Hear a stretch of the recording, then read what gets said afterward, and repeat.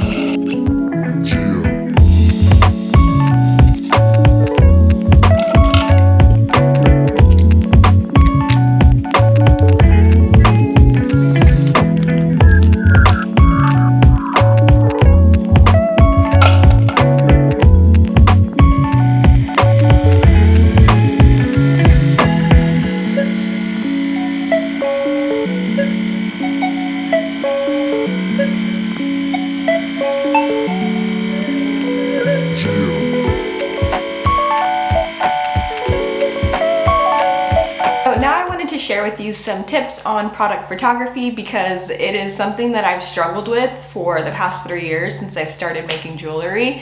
I honestly dreaded taking photos. I felt like every photo that I took just came out so ugly, and the vision that I had in my head, I just couldn't seem to take it onto a photo, and so it was such a struggle for me. So the last 6 months I've definitely spent a lot of time learning a little bit more about product photography, and then also just better ways to take photos. So I wanted to give you guys some tips on how I've been able to upgrade my photos from just not so great to definitely a lot better. I'm not going to say I'm a professional, but definitely a lot nicer, and it looks a little bit more put together. And I would definitely advise going to my website or my Instagram so you can see how I used to take pictures and how I take pictures now, because unfortunately I'm not super tech savvy and I don't know how to put like photos on the screen here. If I could, I would totally show you like before and after, but I don't know how to do that. Maybe eventually one day I will. So I wanted to give you 4 tips. Number 1 is natural lighting. So when you're taking photos, it's really important that you're taking photos right next to a really big window and that you're not taking photos with artificial lighting. When I first started taking pictures, it was all like artificial lighting in the middle of the day when it was like or later in the day when it was already dark and everything was just yellow or blue and it just didn't look good. So I've learned that a big bright window is the place to go. It's gonna help you later on in the editing process. It's gonna minimize the amount of editing you'll have to do. All right, number 2 is props. That is definitely something that I struggled with too. I feel like I either put too many props or didn't put enough props and the photo just kind of like fell flat. I would advise not going over 3 to begin with to just kind of get you started, and as you feel more comfortable and more confident in your photography skills, then you can start bumping up to however many props you want to use. And some of the props that I love to use are specifically like jewelry ring boxes, little wooden plates. Also, I love using clothing for like fabric. I especially love silk and linen. Those tend to be really beautiful on photos. And then I've also got these awesome backdrops that I bought off of Replica Surfaces and Drop-A-Wall. They are super incredible. They have the most beautiful backdrops and you can pretty much get anything that you're looking for. So if you're looking for like a brick background, tile, linen, certain colors, like they've got everything that you ever could even imagine. And they're both really great websites. I'll make sure to link them down below so you can check them out as well. And I would say also go on to Replica Surfaces YouTube. They talk all about product photography and I've learned so many things from them. Number 3 is to have a theme. So this would specifically be if your brand is a specific color, definitely stick to that and stay around that realm. If your coloring is, let's say, orange and blue, stick to those colors when it comes to taking your photos as well. And as well as if your brand is all about the ocean or it's all about mountains, to really stick to that theme. So that way when you are creating your feed and you're inputting your photos into your Instagram or even on your website, everything is super cohesive and it all makes sense because all of the colors are very similar and they all match together. I gotta say, I am pregnant. I told you guys in the last video, and I'm having such a hard time talking. I feel like I'm out of breath like every clip. So excuse me while I'm over here just hyperventilating. So the 4th tip is editing. So when it comes to editing, really try to stay away from any presets. They just tend to warp the natural colors of your product, especially if you're a handmade product like jewelry, candles, soaps, any of those things, because when your customer's looking at your website, they're gonna see that they're purchasing this beautiful blue necklace, but then when they get it in the mail, it's actually a green color.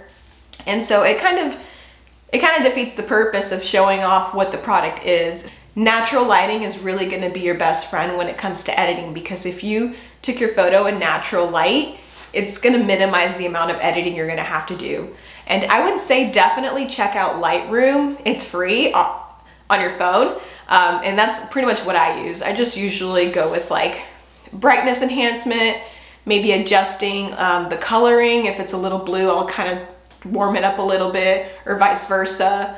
And then like the contrast, I'll bump that depending on what the photo needs.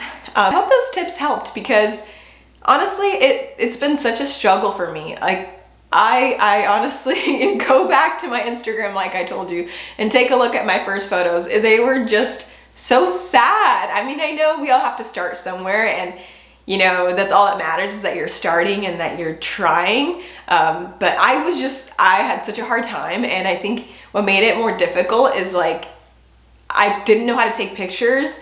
So then I just chose not to show up on Instagram, and I chose not to show my jewelry to anybody. And that's not cool. That's not cool. You should be able to show all of your beautiful work to everybody, regardless of how the photos look. But definitely practicing my photography, my product photography specifically, has definitely given me more confidence when it comes to selling my product. And I wanted to give you guys a bonus tip too, because I feel like most people think that product photography has to be like on the super DSLR expensive camera, and it doesn't. When you go to my website, you're gonna see that every single photo I took was on my Apple phone. So I hope those tips helped, because I sure as heck did need a lot of help when it came to taking my photos. And I wanted to repeat one more time that Replica Surfaces YouTube channel is honestly such a great source for product photography. So I would definitely start off with them and then go from there. But I will talk to you guys very soon. Bye.